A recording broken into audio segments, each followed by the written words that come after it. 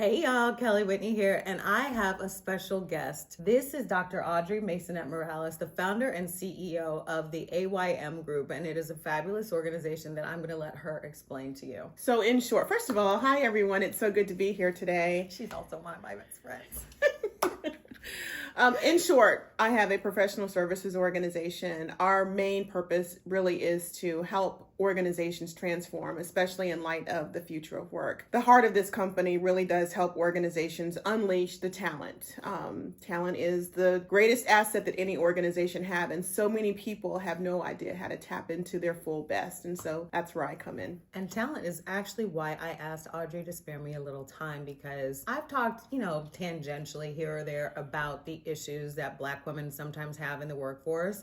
And I wanted an expert. Audrey has, 20 plus years in talent management, talent acquisition, HR, all of the different functions of HR, as well as business operations. So I thought that she would be exemplary to talk about why Black women tend to get on this hamster wheel and cycling in and out of positions so quickly and so often. And I know I'm no different. I'm literally talking about myself right now. And it's never about performance, is it? It's never, oh, we're letting you go or we're laying you off because you just can't do the job. It's always some nebulous thing. On that note, my first question for you is, do you believe in the pet to threat phenomenon? Oh yeah, that's definitely real. The pet to threat is definitely real. So at the heart of that, right? So you have people that take you into the organization, or you come into the organization usually as an underling, and then someone, doesn't necessarily have to be a white person, but someone really appreciates what you bring to the table. You're very cute, you have a lot of potential, etc. But as soon as you start to show so much potential that you now become an issue for that person, where you potentially outshine them, that's where the threat state comes in. And in some cases, it results in saboteuring behaviors that ends up showing the other person out the door, or experiencing very career limiting experiences. So yes, it's very real. So it's not in your head, it's real. You heard it here. This is the expert telling you. So that's not the big issue though, is it? A lot of times I think there's something else going on underneath the surface there. And Black women, a lot of times I feel like we can't put our finger on it, but we're going to these organizations. Me, for example, I go into these companies, I'm trying my best, I'm doing everything but jazz hands, I'm acting, oh, Fido, I heard your dog had surgery. Oh yeah, so I know little Johnny just graduated from kindergarten. I'm doing all the things. I'm trying my best, and yet it's never enough. Yeah. What am I doing wrong? So before I answer that question, let me just give a little bit of backdrop. So when I did my dissertation, I really focused a lot on the future of work and the implications of the nexus between people and technology. Did I say Dr. Audri Maisonet-Morales? I don't know if you did, but we'll keep it rolling. Yeah, we'll keep that. Yeah, Dr.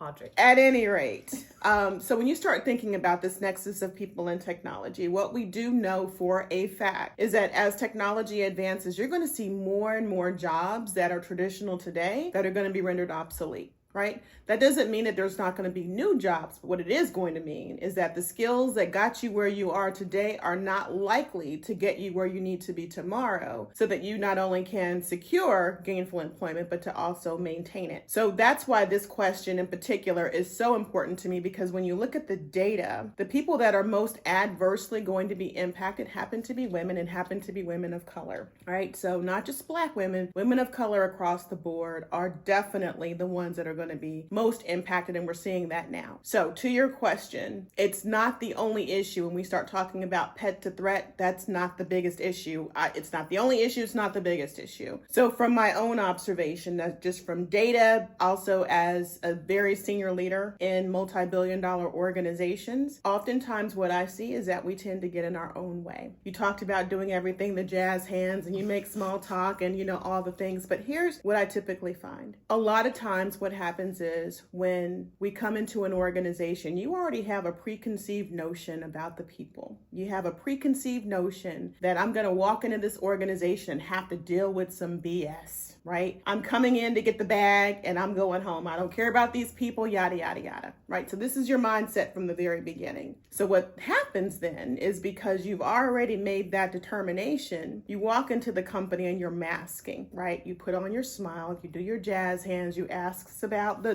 dogs and the cats and the kids and all the things, but it's fake. There's no authenticity there. And people feel that energy. And there's not but so much masking you can do before eventually the truth starts to show. Before your cracks start to appear. That's exactly right. And so then it starts to show up as there's something about this person I can't quite put my finger on. You know, there's something with this person's energy. This person's not authentic. Those types of vibes start surrounding you, and then people start distancing themselves. And when you start sensing people distance themselves, the first thing that comes to mind is, it's because I'm Black. It's because I'm a woman. And then you react in kind, but you're on the losing end of that equation. Right. And I don't think it's always a case where it's not you're a woman or it's not you're Black, but I think what Audrey is saying is that missing piece. We can't quite put our finger on it, you know, because I know me personally, I don't want to go into an organization thinking, oh, I'm a Black woman, I'm gonna have to deal with some hoe shit. I don't want to go in like that, but I do think it is in the back of my mind. And so essentially it's like a self-fulfilling prophecy in a way, because they can see my guard being up, and then that starts to snowball of negativity, and then poof. Well, 100%. So this is going to be a very unpopular opinion, but the truth of the matter is many of us have been conditioned through media, through, you know, friends, through family, acquaintances, whatever it is. But we have been conditioned to believe truly that the world is against us. Now, I am not at all here to say that Black women don't have our fair share of obstacles. I dare say we have more obstacles than anybody else. We're the highest educated. We're the lowest paid. We bring a lot to the table. We're the least to be acknowledged for it. All the things go against us. There's no doubt about that. But the problem is that we have it pumped in our heads so much and at such a level that many of us, without even realizing, have adopted this victim mentality. And I know we hear this in different contexts, and it can be off-putting to hear someone say that I'm not a victim, I'm a queen, I'm you know, independent, I'm all these things. But whenever you walk into a place and you already have your mind fixed to believe that everything is against you, or these people are somehow going to do something to harm you, or not necessarily going to be in your color, and it's because in your favor or in your corner because you happen to be a woman or you happen to be Black, you know, when these things start to happen, it's because of those things. That's a victim mentality.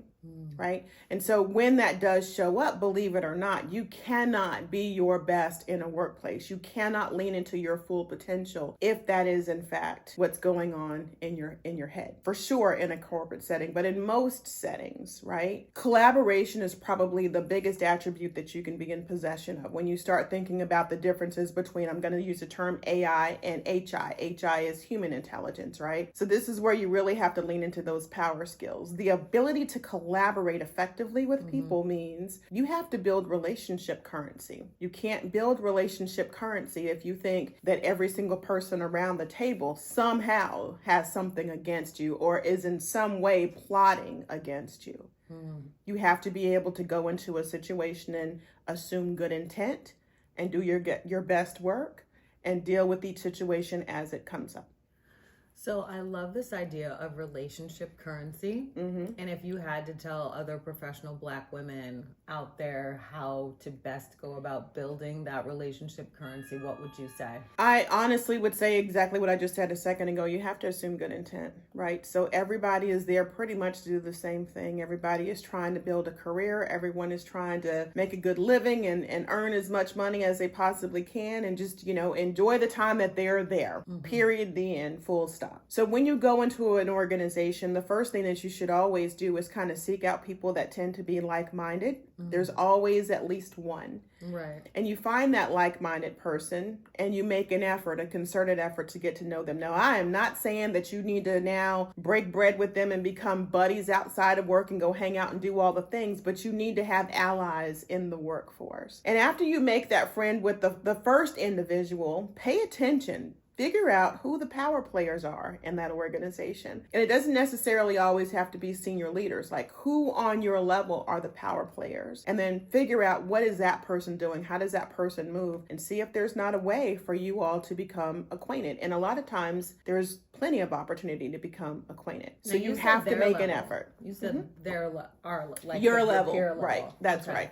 when you said find an ally, do you mean an ally on the same level that you are or above? Both. So if you're new in an organization, you know no one. Right. You know no one, right? So it's important for you to figure out who the players are. You don't want to align yourself with someone who is in poor favor, meaning that if an individual is kicking up dust because they're gossiping, they're talking trash about the leadership, you know, those types of things, even if you agree, do yourself a favor and distance yourself from that person. That is not what you want to be acquainted with for any number of reasons. The biggest one is you will be guilty by association. That you can put in the bank, right? But you want to look for those people that tend to, or at least are perceived as being high producers. People that have a strong brand, which means that they are well thought of in the organization. Someone that seems to be very generous with their time, meaning that they're willing to pour into you and help you to understand the culture, right? Being able to acculturate is super important. Help you to understand how to navigate so that you too can get your footing and understand who those players are, and then build your coalition of people that will be there to support you and help you move along. Okay, so I'm hearing go in assuming good intent. Yes. Identify who your potential allies are at your level and above so that you can really build relationship currency, and then identify who the power players are in the organization. You want those allies to be high performers. And distance yourself from any ho shit. So gossiping, talking about leadership, because you will be damned by association. That is 100% true. Okay. Now, let me just add this one other thing to Miss Kelly. So here's the other thing. So we're having great conversation just about those things that typically get in our way. But I'm going to tell you this. First and foremost, if you're not coming into an organization and giving 100%, like really doing your job, what they hired you for, expect nothing in return. Expect nothing. Organizations are not intended to be benevolent. Right. They're not. It is in an exchange. It is a business partnership. You have agreed to come in and use your talent to do a thing, to do a job, and the job in turn agrees to pay you. If all goes well, the company will prosper and you will prosper, and that prosperity is in the form of career advancement. Right? You'll continue to get paid handsomely and you will advance in your career. And when you have served your good purpose at that organization and you're ready to move on, your reputation, believe me, will go with you, and then bigger doors will open, and that's how that will work. If, on the other hand, you come into an organization and you have to do your job because that happens to be what you see is the norm in that organization, you get caught up in gossip, you find yourself being a malcontent, you're complaining about this, you're complaining about that. Those things matter. And trust me when I tell you, when you're not getting those promotions, when you're being overlooked for whatever the sugar britches opportunity is that you want to do, it's not going to be because you're black or because you happen to be a woman. It is because you have all these other undesirable attributes that are in your way. You're not performing. Yeah. Wow. Okay. You talked to me about attitude. Yeah. And we've talked a little bit about how Black women can get in their own way. Is there more that you can tell me around the attitude piece of it? Yeah, so it goes back to my earlier point about masking, right? So if you're working in an organization and you genuinely do not like the people, trust and believe me, you're not going to be able to hide that. It's going to show up in your body language. It's going to show up in your energy, right? I'll give you an example. If you happen to work for an organization and you're working with some colleagues and you don't like the colleagues very much, but you think, you know, I'm polite, I come in, I do my work, and I go home. But everybody else walks in the room and they engage in small talk. That's part of collaborating. That's part of building relationships. That's part of being in community, right? With your colleagues, which is very important in an organization. But you walk in, you don't speak to anybody. You put your stuff down. You might open your laptop. You're ready to get busy, whatever. You're just letting them talk. Somebody speaks to you and you might or you might not respond in kind. You might just, hey, okay. All that, you might not realize it. In your mind, you might be thinking, I'm just keeping the peace. I'm staying out of their business and I want them to stay out of mine. I'm not bothering anybody. I'm here to do my work. But what that signals to them is she doesn't want to be here. She's unfriendly. She's got this attitude, etc. And that's scary because you think, because when she told me this, I almost fell out. I was like, oh, because I'm like doing my best, right? I'm trying, you know, but at the same time, it's like my brother always said, oh, hey, how you doing? He was like, I'm staying out these white folks' way. And it's like, that's the attitude that I'm going in there with. Yeah. But that's not appropriate. And it's actually like doing me more harm than good. I think I'm staying out of trouble. I think I'm staying out of situations where I could create like some kind of conversational snafu, but I'm also hurting myself because I'm not creating that sense of community that Audrey talks about. And the masking eventually is going to crack, and who I am or who I think these people are is eventually going to show through. So I don't even know if you'll have an answer for this one, but I'd love to hear your opinion. How can you go into an organization and assume good intent, or how can you go in and not mask? That's a very good question. So I can tell you just from my own experience and how I tend to handle myself is I go into every situation with a sense that I belong. I have nothing to prove to anyone. When I got the job, that means you invited me to the table. I don't know anybody anything. I come to do a job and that's it. We're all here to do a thing, right? Which means it's not my place to try to figure you out. It's not my job to try to determine whether or not you like me or you're judging me because I'm something else other than what you are. I don't make those things my problem. I come in, I am pleasant, I engage with everyone. Now, if you cross me, then we have a problem. I will use every tool in my arsenal. That means if I have to report you, I will report you. If I have to go to HR, I will HR. You know, whatever the thing happens to be. But before going there, of course, you and I will have a conversation if that's in fact the case. But people often treat you the way that you train them to treat you, right? The way that you give them permission to treat you. Yeah, we've all heard that. Yeah. You know? So when you go into an organization and you have a mindset that I belong here just as much as you do, I have something to add just as much as you do, you're not on the defense. You're not expecting that something is amiss. Okay. So imposter syndrome is bullshit, essentially. And it can make you defensive for no reason. Because if you're hired, they already invited you to the table, as she said. Absolutely. So there's no need for you to try to prove anything or do any, you need to start with your job. You need to start with the position and the performance that they're expecting, at the highest level. Yes. And start there rather than come into an organization. And I know I'm probably guilty of that. I'm not even gonna front. I am guilty of this. I'm like, how am I gonna navigate these folks?